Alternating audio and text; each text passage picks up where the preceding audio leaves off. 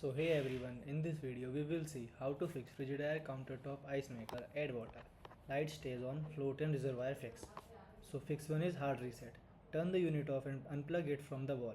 Empty the ice basket and completely drain the water reservoir. Wait at least 10 to 15 minutes to let internal capacitor discharge. Plug the unit back in, refill it with fresh water to the max line and restart it. Second fix is clean the water sensor. Minerals or scale buildup on the sensor can cause false empty reading. Unplug the unit before cleaning the sensor. Use a mixture of equal part white vinegar and water for cleaning. Gently wipe the sensor or metal wire with the cleaning solution. Rinse the sensor completely after cleaning.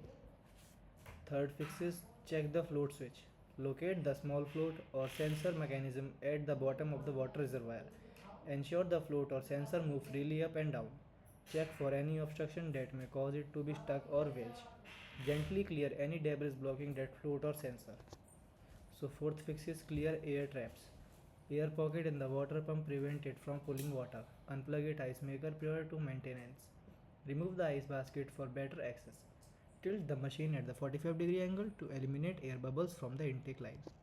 Fifth fix is check the water filter.